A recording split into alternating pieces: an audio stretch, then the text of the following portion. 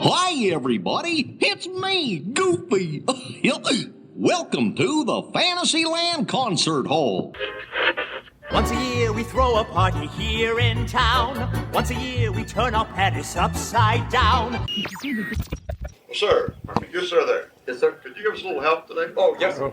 Well, you, wait a minute, you're Walter Cronkite. And that's the way it is. Hold on, Walter, can you just a moment? Little orange bird, in the sunshine tree, Horizons 1 is now departing. Our final destination today, WDW Radio, your information station. Hello, my friend, and welcome to the WDW Radio Show, your Walt Disney World information station. I am your host, Lou Mangello, and this is show number 705. And together, as we have been for over 18 years, we're going to celebrate the magic of the Disney parks, movies, Marvel, Star Wars, and more here on the podcast, my weekly live video on Facebook, events, blog, and more. Please be sure to join the community, subscribe to the podcast, and find everything else at WDWRadio.com. So this week, we're going to continue our musical tour of Disney's Hollywood studios. From big bands to themes from the screens to background music from a galaxy far, far away to some of our favorite shows and attractions, we'll talk about the impact of the musical, place setting, mood, emotion, and more. Stay tuned for our Disney Trivia Question of the Week, where you can enter for a chance to win a Disney Prize package, more updates, and your voicemails at the end of the show. And if you like what you hear, please share the show and tell a friend. So sit back, relax, and enjoy this week's episode of the WDW Radio Show.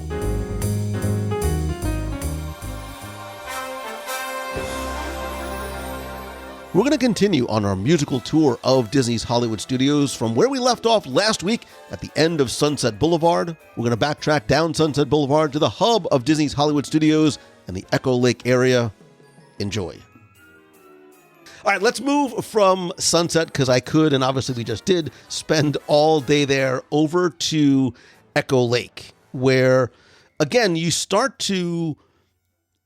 The transition happens from the 40s big band a little bit more, and I think it sort of stays in the horns and the brasses and the strings, but into a little bit more of the 50s and 60s, right? And you start to see, Min and Bill's Dockside Diner, and now it's a little bit, I don't want to say disjointed, but you've got, Min and Bill's there, and you've got American Idol Experience, and the atmosphere is a little bit more muddled, as it were, but there still is some great instrumental music when you can hear it, right? Because there's a lot of sort of stuff. There's a lot happening in that area all at the same time.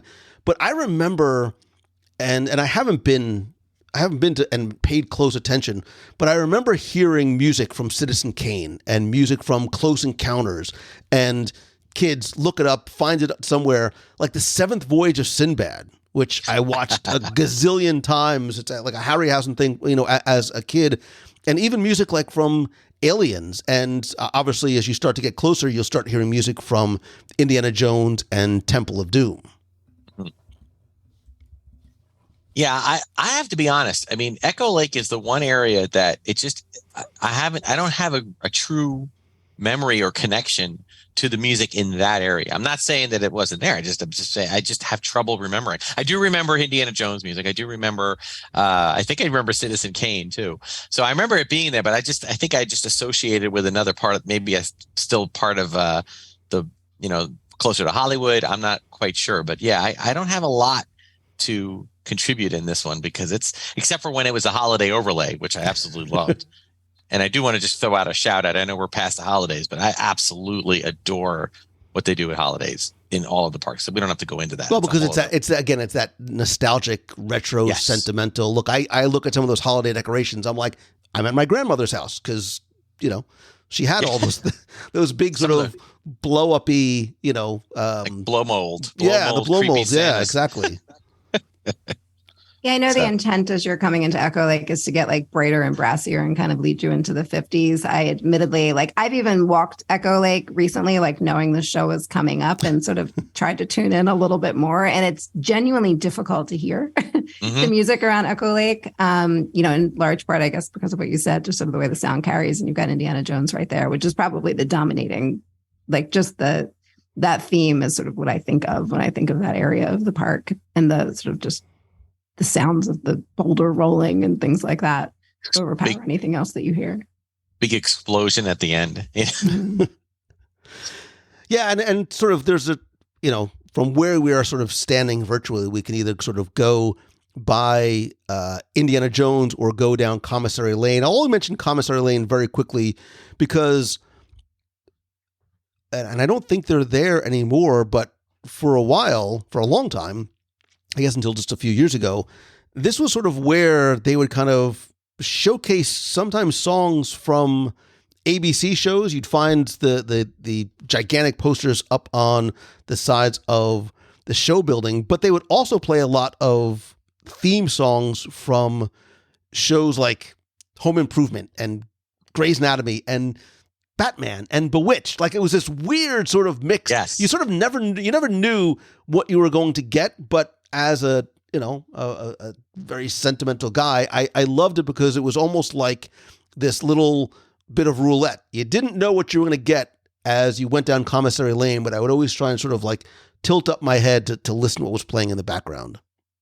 Yeah, I remember Three's Company too. I think I seem to remember a Three's Company run at one point or another. There's a little part of me that wants to sing that desperately, but I won't. So. Come and knock on our door. That's not me, by the way. Just to be clear, that's not me. That's Lou. That is totally Lou. Lou sang, everybody. It was Lou. No, I loved that because, especially with the ABC commissary, I always loved that feeling that you were, again, when it was a backstage, theme, that it was just this was the TV area, even though there were other places. Superstar Television was back further, but it was such a cool feeling of just going into the commissary to get your lunch. And, it's like you're in there with all these other TV stars and there's the music to remind you. Today, I think it's kind of that California, it's like Baseline Tap House soundtrack. That's kind of this jazzy, almost like new age kind of jazz, bossa funk. nova, like pop there's hit. A little jazz. There's like a little bit of a hybrid jazz funk thing going on. I like it. I like the vibe. I'm not, it's certainly not going to be nostalgic to me. But it is definitely, I enjoy the vibe walking down through there. Yeah, I mean, the area now sort of, if you look at a map, excuse me, it's sort of all lumped into Grand Avenue. I still sort of think about it as separate little spaces. So Grand Avenue and Baseline Tap House came about in 2017, sort of mid to late 2017. And the idea of this area in the retheming that took place as the streets of America sadly went away is that it's sort of inspired by quote unquote present day downtown LA. So you're going to get that West Coast funky bassline, guitar-y, synthy thing. If you really listen carefully, and sometimes it's hard to hear, you can also hear like atmospheric noise. Like you can hear kids playing, you can hear like birds and traffic. And I haven't heard it in a long, long time, but I remember when it first opened, there was a little bit of dialogue you can almost hear from the storefronts, almost as if you were in like that back area of Morocco. You can sort of hear almost conversations going on. But the Baseline Tap House too, you're right. It's a lot of covers from the Police and Beatles and Michael Jackson and Pink Floyd. So it has this very sort of chill California laid back kind of vibe while you're having your beer and or gigantic pretzel and charcuterie board. Charcuterie board. Yeah, that it I like the vibe. As I said, but it does definitely feels more not something that you're supposed to be hearing like, oh, I know that song, but it's more about just kind of the feel. the feel of it, like just like you said, adding the background noises and stuff just to put you someplace. Right. It's giving you a sense of place, right? This Grand Avenue is, you almost have to stare at Grand Avenue and forget what's behind you, right? Forget that you've got Star Tours and Muppet Courtyard behind you, because it sort of takes you out of that. This is the sort of one area of the park where these are facades. This is pretend and make-believe, as opposed to, I think, being on Hollywood and Sunset, you are actually like immersed in this place. Because remember, this was supposed to be the backstage area. And I still love showing people, if you walk sort of past where Backlot Express is, when the park first opened, I think it's still this way, there's a clear delineation in the pavement color. So there was red on sort of the front side of the park, and there was a guard shack there with a gate, because this would where sort of the actors and performers and directors and whatnot would go backstage. That's why the visuals there are very, very different. And there used to be a very different transition in music too, right? There was a very clear delineation, not just in what you saw, but in the music as well.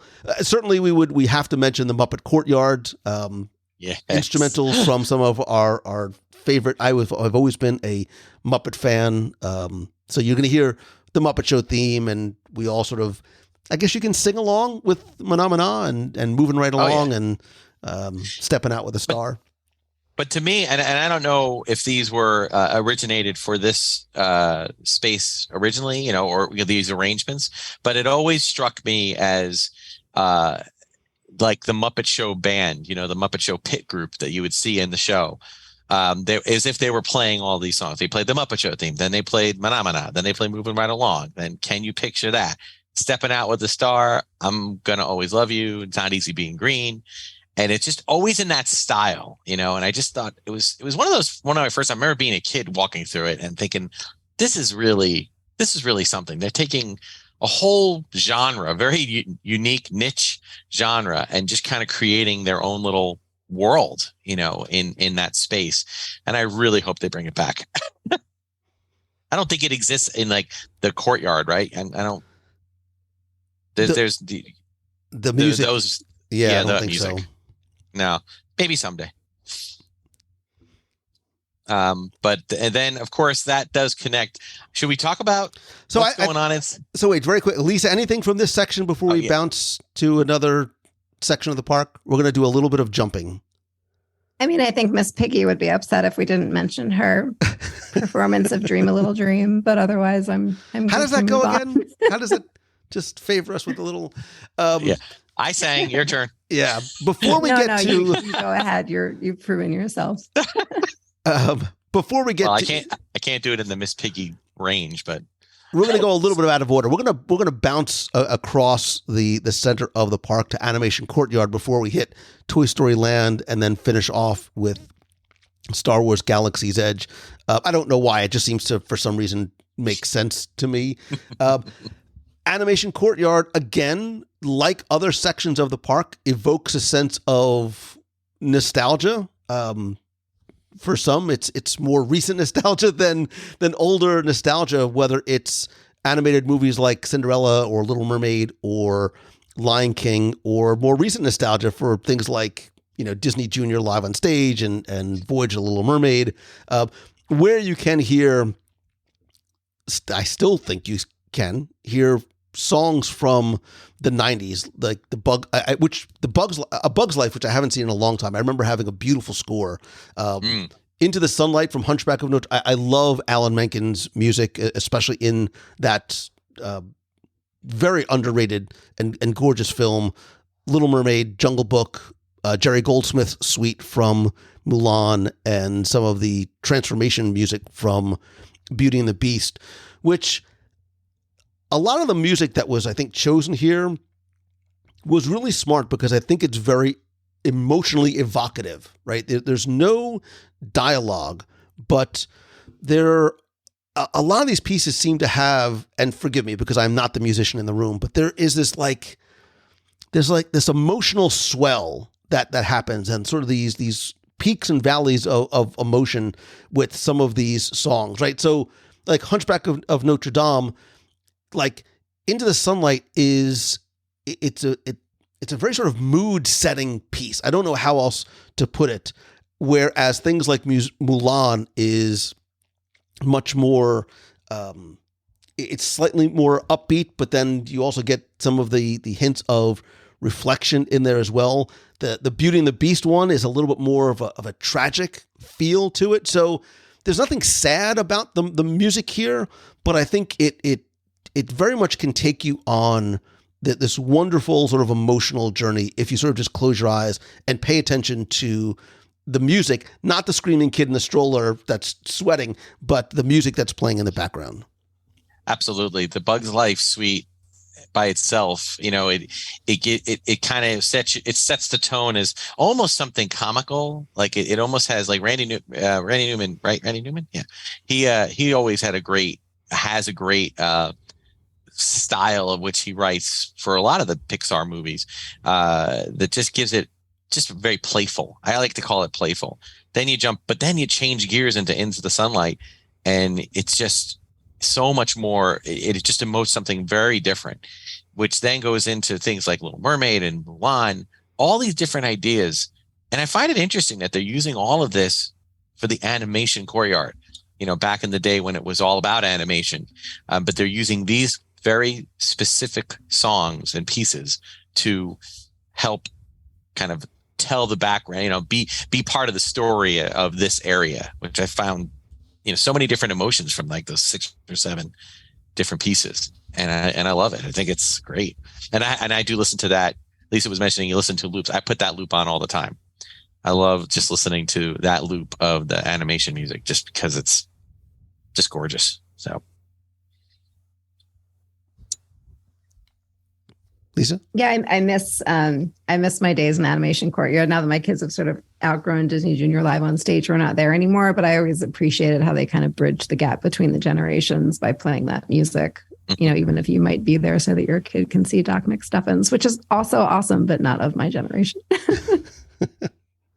Yeah, I have that same thing too. Like, I have no connection to it. My kids have no connection to it. So, you know, oftentimes we're walking through animation courtyard as opposed to spending time in animation courtyard.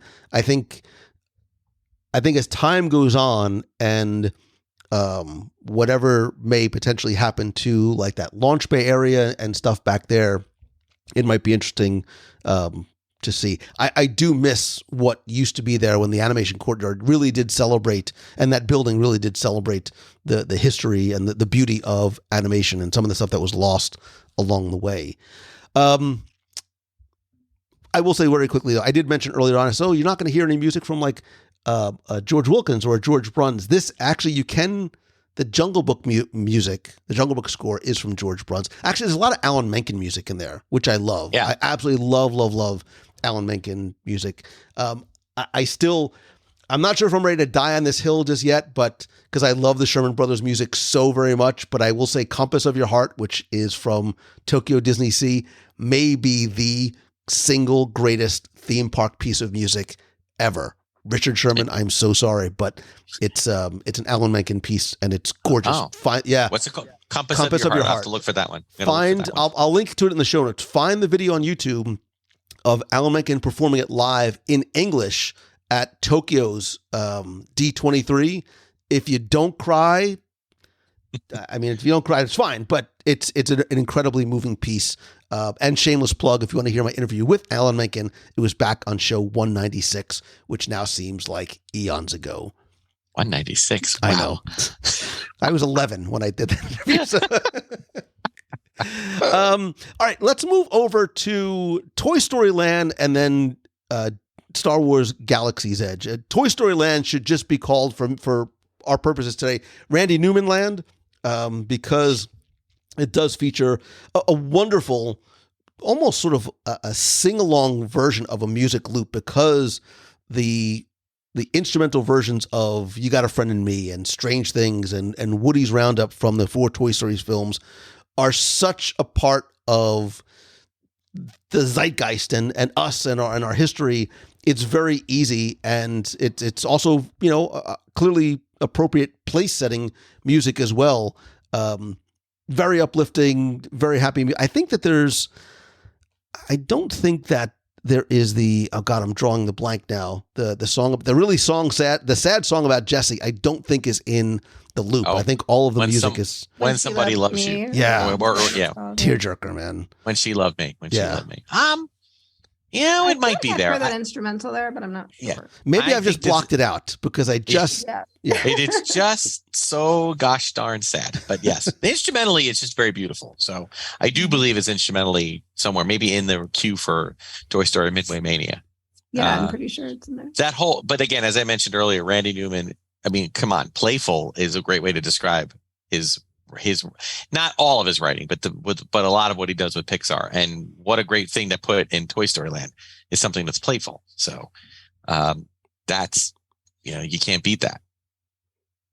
And I love that they utilized the Green Army Men for the drum show, the live drum show. It's just such a smart use of them and like another like immersion tool. And I think Wheezy, the penguin, needs a shout out because I don't know why I think it's so cool every time I see him singing at the end of Slinky. But I just think that's the funniest placement. And you're sort of a captive audience as you wait to. Voiced by the late, great Robert Goulet, correct? If I'm not mistaken. Man, there's a little part of me that wants to do my best Robert Goulet Wheezy impression, but I'll never do it while I'm recording. So. Well, another show that, sadly doesn't have the popularity that so many other Disney things does is, did you remember the show Recess? Anybody watched Saturday mornings? It was just a Saturday morning cartoon about a bunch of fifth graders. And it was right around my daughter's age. She was really into it. The very tail end of the Saturday morning cartoons. And it was a Disney one Saturday morning. And this one character was a kind of a pudgy kid named Mikey who apparently had a beautiful singing voice. He sounded, and when he talked, like had like a little middle school kid. But the minute he opened his voice to sing, it was Robert Goulet. So it was great. But yes, and Wheezy, gotta love it. Yes, I don't get on that ride too often because the roller coasters don't always agree with me. But I try to for that one just to see Wheezy. So we're saved Galaxy's Edge for last for a variety of reasons, not just because of its location in the park. And I know if you're listening, you might be saying, Mangello, you completely blew by Star Tours. It's because I want to sort of connect the dots here because the stories of both are very similar. When they were when Star Wars was being created and they were thinking about ride music, they actually brought John Williams back on board in order to, no pun intended, to score new footage, which, you might seem like overkill. Like, wait a minute, we have enough music from the films. The ride is like 4.5 minutes long. So they did use a lot of music from the films, but when they were developing Galaxy's Edge, they said, look, we need to have John Williams come back. And yes, it's only a few minutes long, but we need him to create this symphonic suite that is going to encapsulate what this remote Black Spire outpost on Batuu is like, and what the inhabitants and what these rebels and pirates and outlaws and park goers are going to feel like. So they brought Williams in very early in on the planning stages because they knew that because this outpost didn't exist in the Star Wars universe, at least on film, it needed and really deserved its own score, but had to be one that lived within the universe of John's other writing for the films. And it had to include that sense of danger and excitement and adventure and heroism, which is what sort of Galaxy's Edge in and of itself is sort of meant to embody, right? So they want to inspire guests with this sense of awe and wonder and optimism, but a little bit of danger along the way. And Williams only had once before written a signature tune unrelated to one of his own scores, and that was the theme for young Han Solo in Solo, a Star Wars story. But I think it was such a smart move in this idea of having this new world with its own identity that was connected to yet separate and apart from the movies, while still being inspired and having that incredible Williams handprint and feel all over it really enhances the immersive quality of what this land is, right? We talk about being immersed in a Sunset Boulevard or a Hollywood Boulevard or a fantasy land, but this is different. This is a world that Star Wars fans may not recognize but are familiar with, right? So the background music can't sort of feel like theatrical background music. It has to sort of feel like placemaking music that is layered and textured while still having that quote unquote like Star Wars experience and feel to it. Yeah, that first of all, I want to say that, you know, brilliant move to bring John Williams in early on for this on Disney's part. I will say that, you know, I am close to your age, Lou, and I grew up with the entire Star Wars catalog of movies. And I know that, you know, in this day and age, there is a lot of discord and a lot of disagreement on, you know, who likes this, who doesn't like that, where and why. But I would say that for the most part, most people can agree that the oxygen of Star Wars, the music of Star Wars that John Williams wrote for pretty much everything with the exception of a handful of films, has really been something that people can agree is among the best things about all of them. And for them to bring him in to do a symphonic suite was fantastic. But what I was even more at first surprised and then later overjoyed about was the lack of hearing it when you first enter the land or in its symphonic orchestral form. You walk into that space. I'm not sure if you hear it when you're going in from Toy Story Land, but definitely when you're coming in from the other end, when you're going through the tunnel, you hear kind of this ethereal, almost like, I don't even know how to describe it. It's like very faint and almost like very soft hums. And you hear that dee, dee, da, dee, da, very slowly being played in the background. And it just sets the mood of where you're going. You're not going someplace where they celebrate Star Wars. That's not what you're doing. You're going into Galaxy's Edge. You're going to Batuu. And that is just something that kind of exists there. It's just kind of in the air. And it's not like a big symphonic, you know, bombastic kind of score that is following you around. And when I first walked in back in the day, when it first opened, I was taken back by that. I'm like, oh, I'm kind of maybe even a little disappointed. But then after I spent some time in it, I said, you know, in the park, and I said, you know, in this area, that this was a smart move. This was a better move. And then if you want to hear that in the areas where you go on more adventures, Smuggler's Run, Rise of the Resistance, we get into it. We can get into those in a little bit, but there is where you really start to hear that symphonic suite as the adventure really comes to a climax in both of those different attractions, albeit very different attractions, but still that's something that you get to experience for both of those. Yeah. It almost starts off like a fugue and then, I'm sorry, go ahead. No, I was just going to say, I think they had an incredible, amount of self-control in using the music the way that they did in the land. Like what we would all want to do, right, is like, as you're going under that bridge, you're going through that tunnel into the land, you want to hear like the main theme blaring. Yes. Like, oh my God, it's really happening. But instead they've approached it like a Pandora, right? Like where you sort of walk in and instead you're getting sort of ambient noise and you're walking into a new land. And instead they've made use of these leitmotifs that are just ingrained into our cultural subconscious to be able to, there's no universe in the world. I mean, I'm a huge Harry Potter fan, don't get me wrong, but like there's no universe in the world where you can play 3 notes and know what side somebody's on, no matter who you are, like you can in Star Wars. And so they've used such self-control in not blaring the Imperial March and the main theme, as you're walking in, and instead do this so much more subtly and make use of these leitmotifs that we know so well in the cultural lexicon to cue up how you're supposed to feel about a certain character. And, as day goes into night, the vibe of the music and the vibe of the area changes. So it's so purposeful. And so it's with so much intent that they do it to create like an immersive experience in a real land rather than the sense that you're walking into a movie that you're excited about. Right. Having said that, it's almost like and I think this is the right term, it's almost like when you first walk in, like you said, not sort of being hit in the face with that recognizable theme, which is going to make you feel like, I'm in a Star Wars movie, because Star Wars, the words Star Wars don't exist in Galaxy's Edge. It's almost like a fugue, and you're sort of, the music that's there is almost as if it's being performed by a small group of musicians as opposed to this huge orchestra. So you do feel like I'm in this exotic marketplace as opposed to a concert hall.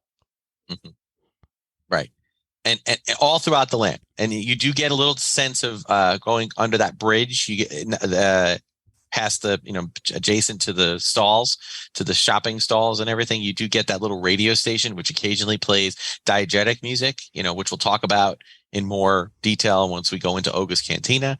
But beyond that, yeah, it is just, it's just in the background. It's just ethereal. It's just meant, yeah, like you said, a few players. And then you go on, let's talk about Rise of Resistance though, because, if you're the kind of person that really needs to have, your adventure have a John Williams traditional soundtrack, well, we're in luck. So from the minute you're in there with Rey's hologram, you're getting,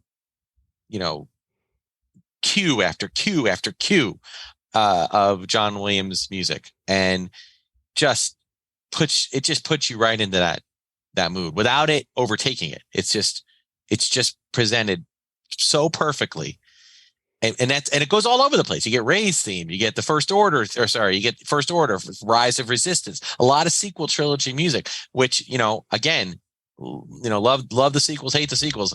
Do not fault John Williams. He did amazing themes. And again, like you said, Lisa, 3 notes and you understand who, what side you're on. You're getting it. And then you get on to that first ship, which I love how people think that's the ride. And then you get your first presentation of that symphonic suite, that new theme.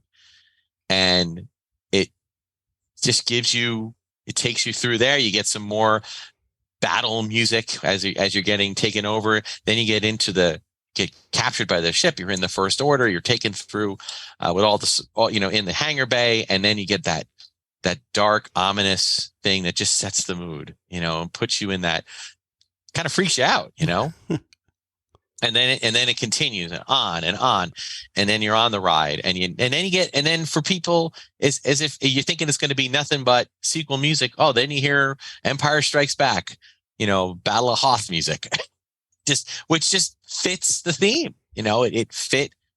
Kudos to the designers, to the Imagineers for choosing that, because it fits the theme. And then you get some, A New Hope, Death Star escape music, blowing up the Death Star music as you're escaping. It's just, it was great. And it's why it's still, in my opinion, the greatest ride that's ever been created. So, and I'll die on that hill. Lisa? No, I'll let you rest there. I mean, I think, I have great respect for the choices that they made musically in Galaxy's Edge. We don't have to go into it all in detail, but Smuggler's Run, you have a very similar type of vibe. It's a little shorter, a little more matter of fact, but it's the same idea. And then takes you right back out into the land, and you're back into just living in that land.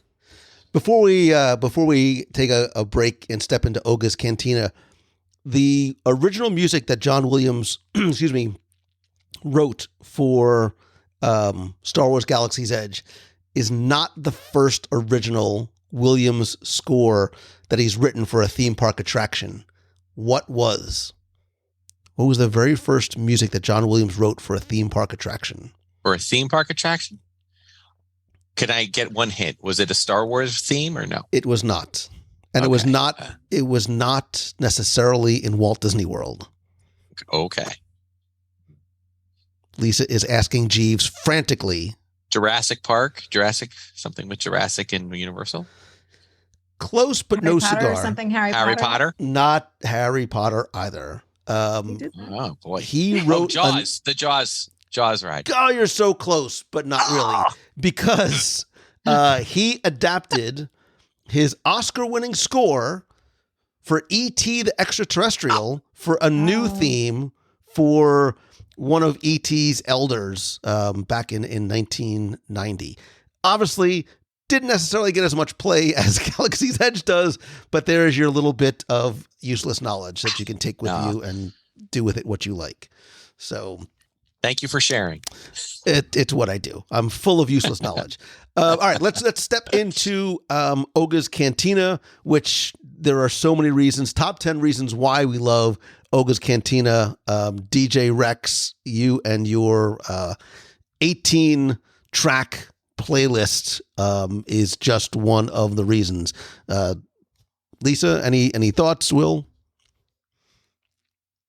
Will is mastering this area. Oh, well. She's like, give it to the Star Wars guy. In a few years, when I retire and move down to Florida, that's where I plan to live.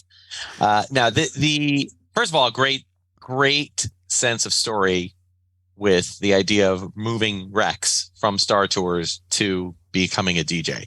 Just so much fun. And not only am I loving the different styles of music, the from the techno disco style to even getting a few numbers like, well, you got the Cantina song remix, which is so much fun. But then you got stuff like the modal notes. I don't even want to get into some of the titles here. I like Batu Boogie. That's fun. I was going to see if you were going to try and pronounce any of these. Zano, Gulu Buki, Una Due Di. There's just so many, but it's they really commit to this otherworldly thing. I am so happy that they went in a whole new direction, created new things, and then to make it even better, they actually plussed it by adding Gaia to some of the tracks. More recently, sadly, I didn't get a chance to experience the Gaia on when I was supposed to go on the Galactic Star Cruiser because the stupid Hurricane Nicole canceled my trip. Oh, wow. So, but they rescheduled and they put us up in the Grand Floridian during that time. So I'm happy. So we'll be there hopefully this summer. So, but yes, so we got a few Gaia, at least one Gaia one. I don't know if there's more than one. Ula Shuka. And that's really cool that they do that. And I hope that they continue to expand on the DJ Rex playlist. I love that they released the playlist so you can listen to it outside of there. Because sometimes it does get very noisy there, so it's kind of hard to hear. But it's fun. I like it. And I like the inspiration from world music all over the place. Different styles from jazz, swing, boogie to definitely more techno, rock, fusion, and that kind of thing. So it's I want to give some credit to someone whose work I've loved for years in a variety of different projects, which is Bear McCreary. He did a lot of the music in Oga's Cantina. You may know Bear McCreary from such shows as Battlestar Galactica, the 2004 remake, which I love. Agents of S.H.I.E.L.D., probably most notable from The Walking Dead. God of War, like video game God of War, Call of Duty Vanguard, and Godzilla King of the Monsters. So I know Bear's work, like I'm on a first name basis from mostly from Walking Dead and Battlestar Galactica. I think is one of the best TV shows ever, period. It's in the top 3 probably. And his work on his score is absolutely beautiful. It's gorgeous. So it was nice to see his name in the credits for Oga's Cantina. So did we miss anything on our tour? I know we didn't mention Fantasmic specifically, or even some of the other attractions, but was there anywhere else that we didn't go that you wanted to make sure we mentioned at Disney's Hollywood Studios? Past or present? Present or past? Other than Fantasmic, I would love to just at least give a shout out to some of the live performers that we no longer have in the park.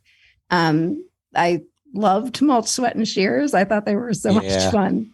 I missed them in the park. I loved their little pop-up concerts and the Citizens of Hollywood and some of the other people that brought music into the parks. I know we're all missing them. And there was a huge musical element to those that I miss as well.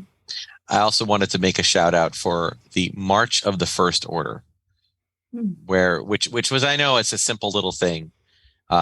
Such a I don't want to say nothing because it wasn't nothing, but for those who don't know, this happened right before, pretty much between when Force Awakens came out and Galaxy's Edge opened.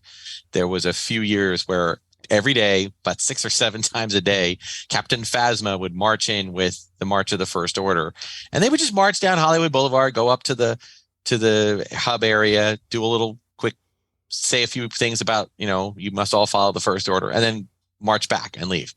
And I always felt the music that they did is Lou, do you know about that? I know that it was taken from some of John Williams' little cues from Force Awakens, but I think there was another person that actually wrote out this really cool, scary kind of march. I was trying to find information and I couldn't track it down. I don't know if I know who. I can try and find out, or I'm sure there's somebody yelling at their phone or car right now going, how do you not know that so-and-so wrote the March of the First Order? I mean, I think it was like a music producer that works for Disney that was able to put something together, but it was just the way they did that. It was just so intense, and it was such a simple thing. It was just First Order troopers marching down, stopping, marching in, getting in your face, and then coming back and continuing. But that endless drum of brum, brum, brum, and it filled that entire area. I really missed that. I'm hoping, they have to have all those first. There was like 15 to 16 First Order Stormtrooper outfits. They got to be backstage somewhere. I'm hoping that maybe they put that into Batuu or something, because it would be such a cool thing to have back, because it was just cool. But I'm trying to think if there's anything else. And I'm sorry. So I know we're getting so long. But no, I just realized that we also haven't given a shout out to some of the incredible shows that are largely musical productions like Frozen, Beauty and the Beast, that are in the park. And I know they're just sort of performances of the music that we all know and love and aren't unique to Hollywood studios in the songs themselves. But, as a parent of kids who loved the Frozen sing-along for years and years, you can't not acknowledge it. And the Beauty and the Beast production is obviously extraordinary. Absolutely.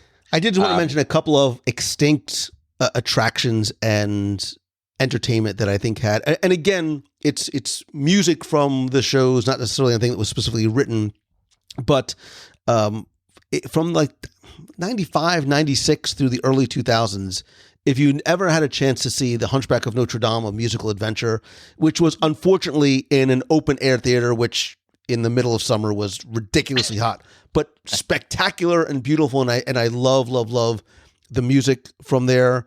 There was a number of different Muppet shows that sometimes had some musical elements to it. And there were actually, there was a great score that played where the Honey, I Shrunk the Kids movie set adventure was. Again, this is early 90s through maybe like 2015, maybe the 2017 is when that closed. That also had some great background music over there as well. I wanted to make a shout out for the Stars and Motor Cars Parade. I absolutely adored the soundtrack to that. Very much fitting of Hollywood, old Hollywood. The roll out the red carpet, and I thought that was fantastic, and missed that. And I also wanted to mention, well, we didn't really talk about it, Star Tours. While Galaxy's Edge kind of now is the Star Wars hub, Star Tours is where you celebrate Star Wars. And I love the use of, now it's a different adventure every time. So just like going on Guardians of the Galaxy, you don't know what you're going to get. And I just love, again, to be able to access so much of that John Williams catalog to just help fuel your adventure that you're going on. So, and I think the original Star Tours, the Williams theme, obviously that still plays there. There's just when they did the Adventures Continue, he just didn't do a second one because I didn't think it. I think Michael Giacchino actually scored some of the arrangements, a lot of stuff that you hear in the background of the walking through the actual tour place. And of course, I love the Star Tours theme. And Giacchino, to go off, I mean, he is that next generation of legendary composer. I mean, my love of Lost goes very, very, very deep, and my love of Giacchino, not just his directorial debut in Werewolf by Night, but the scores that he writes are just beautiful.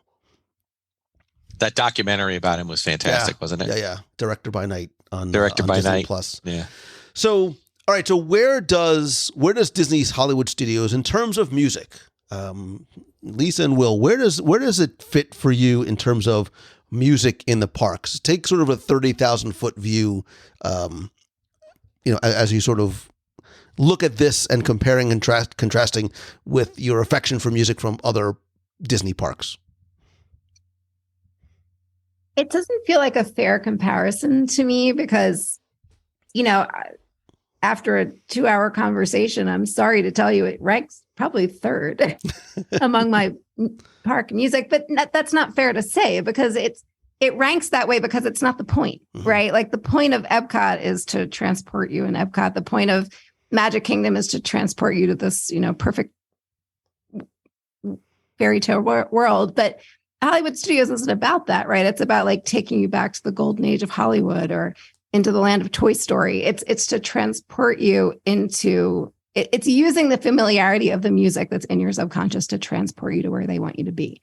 And so I don't think like, oh my God, like I'm hearing Mares and Oats. I really want to be in Hollywood Studios right now. The way I hear like Papillon need to be in Epcot, but that's the point, right? So it's not fair to rank it. I'll just say that like it's some of the most brilliantly used music at Disney.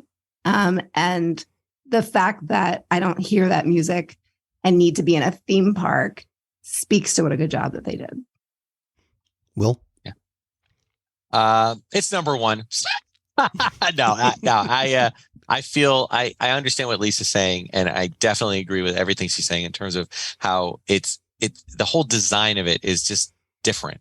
So it really is a different comparison. But having said that, being that, this is 100% a personal, just a personal opinion based on my own life and the music that has helped shape my childhood, the music that shaped my adulthood.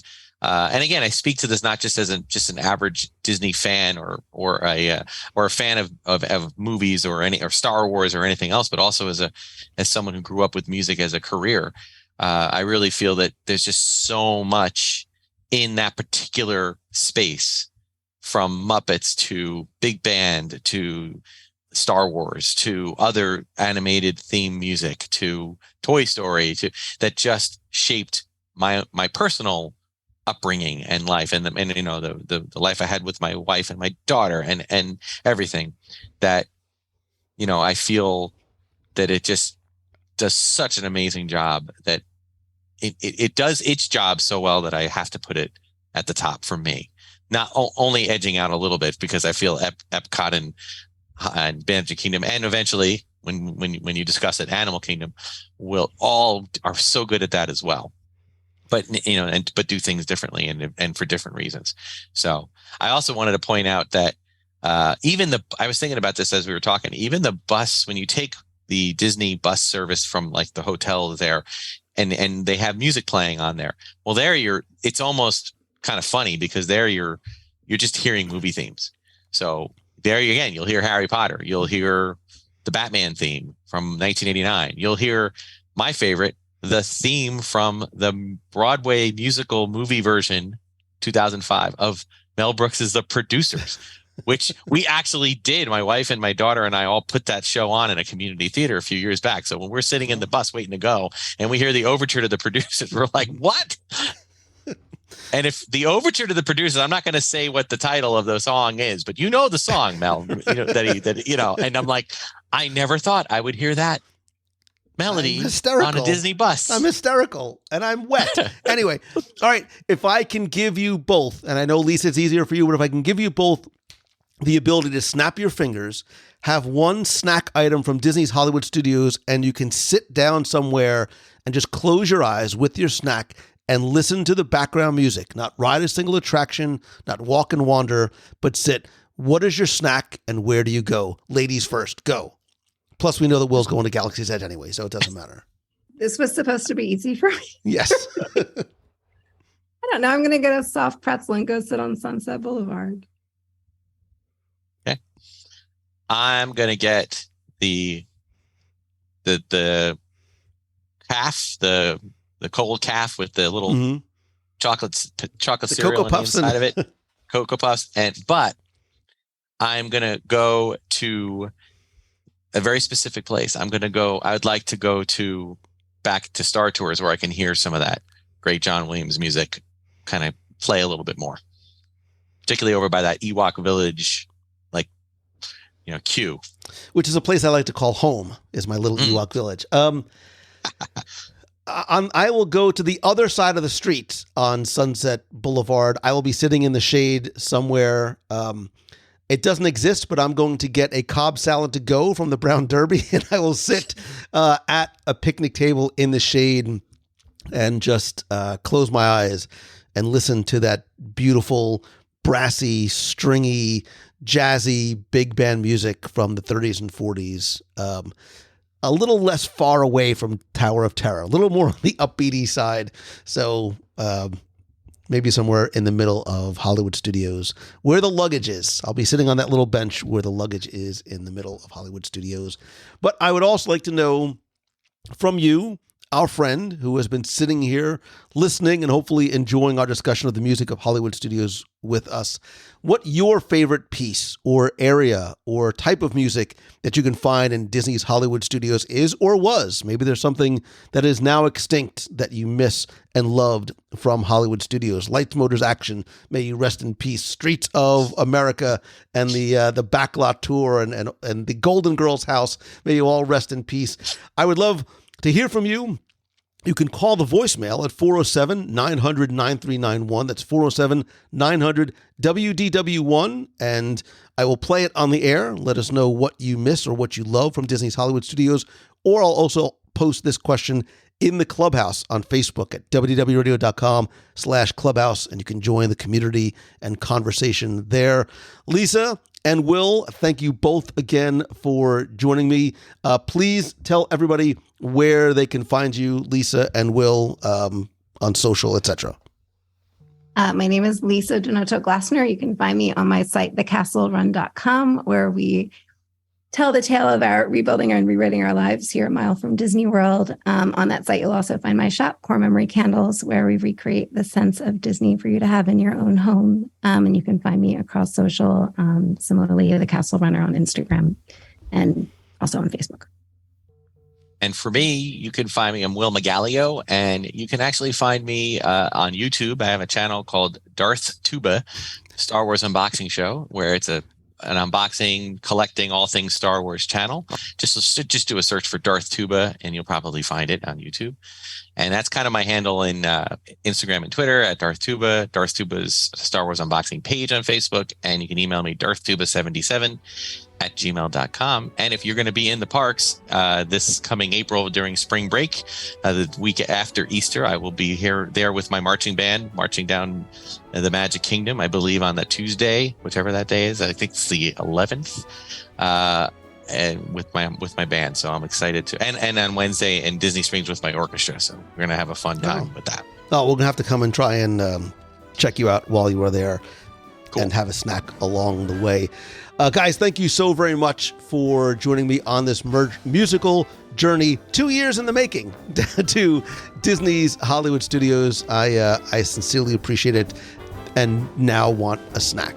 Now I'm craving a pretzel and a salad. Not necessarily in that order. Maybe a Ronto wrap. Oh, yeah. Breakfast Ronto wrap. And a carrot cake cookie. I'm not a sweets guy, but... yeah.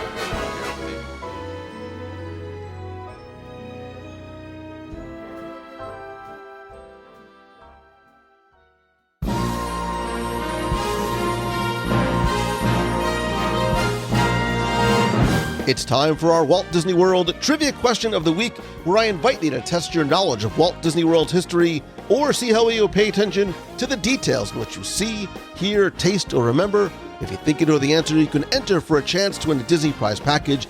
This week's trivia contest is once again brought to you by you, because as part of the WDW Radio Nation, you help bring every episode of the show to life, every live broadcast, the contests, the giveaways. They are all thanks to, by, for, with, and about you. You can find out how you can help the show for as little as $1 per month and get exclusive rewards every month, like scavenger hunts, be part of our group video calls, get access to our private Facebook group, shirts, stickers, monthly care packages from the parks, early access and discounts to special events and more. And don't forget that a portion of the proceeds of your contribution goes to our Dream Team project to benefit the Make-A-Wish Foundation of America. I sincerely appreciate your love, support, friendship, and help. I want to thank some new and longtime members of the Nation family, including Bob Rachel, Michael S. Aronson, Gary Ebels, Father Christopher, and Kevin Shea. I sincerely appreciate it. The show could not happen without you. To learn more and to be part of the Nation family, visit wdwradio.com/support.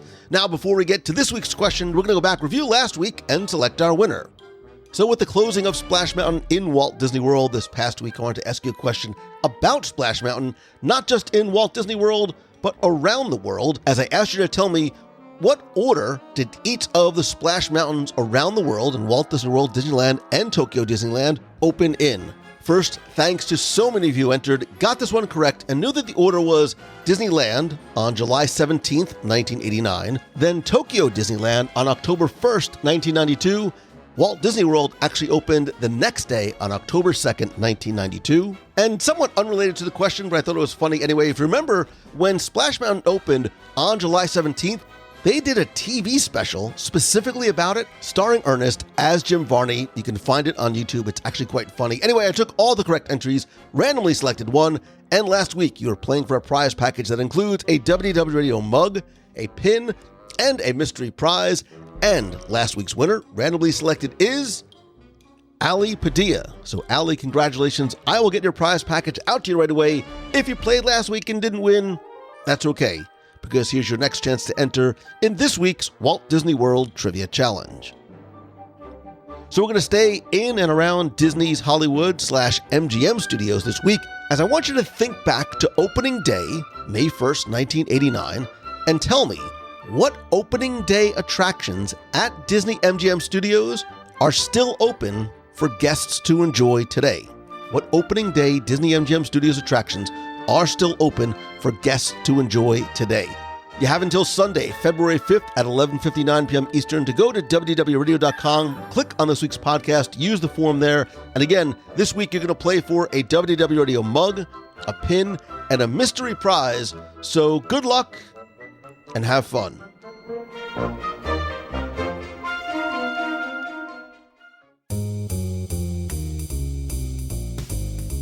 That's going to do it for this week's show. Thank you so much for taking the time to tune in this and every week. I would love to know from you, what is your favorite music at Disney's Hollywood Studios? Come be part of the community and conversation. Talk not just about this week's show, but anything that you want in the Disney, Marvel, or Star Wars universe over in the WDW Radio Clubhouse at wdwradio.com/clubhouse. You can also connect with me on social. I am at Lou Mongello on Instagram, Facebook, Twitter, and LinkedIn.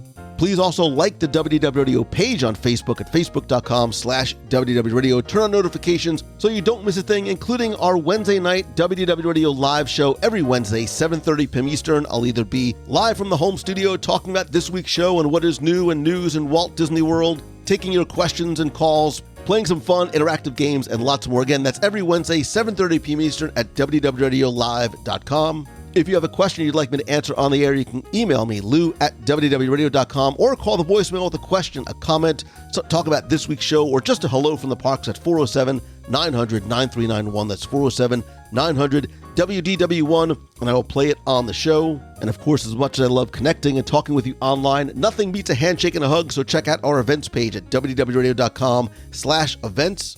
There you'll find out about our next Meet of the Month in Walt Disney World, upcoming cruises, Adventures by Disney, on-the-road events, and much more. Please also visit LouMongello.com to find out how I can help you turn what you love into what you do, or coming to speak to your business, event, conference, or school. I also host a number of events in Walt Disney World and on the road, including my Momentum Weekend Workshop in Walt Disney World this fall, and my 10-person Momentum Retreat coming up this spring. From Friday to Sunday, April 28th through the 30th, a small group of like-minded entrepreneurs gather for a weekend retreat in a 10-bedroom vacation home to work on your business and your personal life in a focused, fun environment. To make the retreat as effective and impactful as possible, it is limited to only 10 people, and right now there are only 2 seats left. You can learn more and secure your spot and take advantage of the super duper early bird discount, which is $200 off your ticket until February 25th by visiting LouMongello.com/retreat. Special thanks as always to Mouse Fan Travel, my official and recommended travel provider. It's who I refer to you because it's who I use, but more importantly, who I trust to give you not only the best possible prices, all available discounts, but most importantly, the incredible level of personal service. They treat you like you are family, which for me is not only what makes them different, but what makes them special. You can go and visit them, get a free no obligation quote over at mousefantravel.com. And if you like the show, and I hope that you do, all I ask that you please help spread the word. Tell a friend about the show. Share a link to this or your favorite episode on social. Better yet, take a screenshot of you listening to the show on your phone, share it on social, tag me at Lou Mongello, invite your friends to listen, and I will share and follow back. And also, if you can, take just a couple of seconds to rate and review the show, not just in your podcast player. If you can head over to Apple Podcasts, leave a quick review there. I want to thank some recent reviewers like Sam Gels, who says, the host is very good at interviewing people. It's one of the greatest podcasts I've ever heard. Sam, thank you very much. And finally, most importantly, thank you. None of this happens without you. I know how limited and valuable your time is, and I appreciate you spending and sharing it with me. And always remember that every day might not be great, and every day might even be good, but there's something good in every day. All you have to do is look for it. Choose the good, be the positive light, be the positive change, and I hope that this week is your best week ever. I'll see you here next week on the live show on Wednesday and in the WDW Radio Clubhouse. So until next time, see ya. Hey, Lou, it's Jim Smith calling from Boston, Mass. Hey, just finished listening to your favorite pizza in Walt Disney World episode, and I have to say, I fully agree with you regarding Blaze Pizza, and especially with Anthony for being a part of their rewards program. So it's called Flames is What You Earn, and I go all the time in Boston. I was actually quite bummed because I was 3/4 of the way to a free pizza when the pandemic hit, and unfortunately all those Flames expired, and I had to start anew when I started back to work again a few months ago. But I have now been going semi-regularly again. I actually am due for my free pizza. I've got 120 Flames accumulated. It gets me on my free pizza. It is kind of funny. My kids, my family, they tease me because I go to Blaze Pizza fairly often, and I brag about it when I do. But I do enjoy it. I love the different options. And to be honest, and just like Anthony and all your guests, sometimes I just like to do a regular cheese pizza, and Blaze has a nice little bit of the little char on the bottom. They do it right there in the oven, and it's perfect. And the drinks are fantastic, especially the strawberry lemonades and all the different juice mixes. They have a perfect spot to go in Boston as well as Disney Springs. All right, thanks, Lou. Have a great day. Take care. Bye. Hi, Lou. It's Christine Morrison from Flourtown, Pennsylvania. Let's try this again. Of course, when I tried to get on the phone. I was listening to a podcast, and they're talking about how is the new retheming of Splash Mountain, how is that Tiana's Bayou going to kind of fit into Frontierland? And I had a really good idea. Two things. They could have some sort of reference to Tiana being a member of the SEA.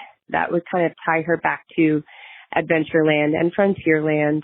And I could so see her being a member of the SEA because she's very adventurous and wants to get out there and discover. And then I think it would be awesome. I immediately thought of an upscale restaurant that's kind of like Tiffin's, but it's Tiana's. I feel like Magic Kingdom could benefit from a really nice fine dining establishment, and make it like Tiana's restaurant that she was, that she opened at the end of the film. So anyway, those are my two ideas. I'm sure somebody's thought about Tiana being an SEA member, but I think that would be a really, really cool way to tie her in to that area of the park. Anyway, I apologize for my previous voicemail. Hazards of the job, but have a wonderful day and make someone smile, and I will see you all in the box on Wednesday night. Take care. Bye. Hey, Lou, it's Patrice Roberti from Boston, Mass. I just heard the latest podcast today on music at Disney, and thank you. I just wanted to call you. I think calls are easier for you than email, so I just thought I would call you and say thank you. I'm honored. I am sure you get many, many, many, many calls, and honored that you chose to use one of mine. I do love Wally very dearly, and I do hope you do a two-part podcast on him sometime. The reason other thing I wanted to mention, there was a man whose call you used in that show who said how unique you were. I've listened to a lot of radio over the years and a lot of podcasts lately, and you are unique. You are very genuine, very honest, and I never, ever, and I've listened to a lot now since last August, get the feeling that you're trying to be a shill for anything at all, and most podcasters fall into that fairly quickly for the do-re-mi. So I'm glad that you don't do that. It keeps your podcast super unique. You are super, it's so consistent over years. You're amazing that way. And I don't know if you do the production yourself, but I know a little bit about radio and radio production. And if you're doing it yourself, you're an amazingly good producer because you have a subtle touch and it works well. And if you're not producing it, who's ever doing it is doing a great job. And if it's you're doing a great job. So thank you again. It's snowing here. I suspect it's not snowing in Florida. It's snowing here in Boston, but they say it's only 60 days till spring. I'm actually counting till the 1st of March myself. Take care. Thank you again.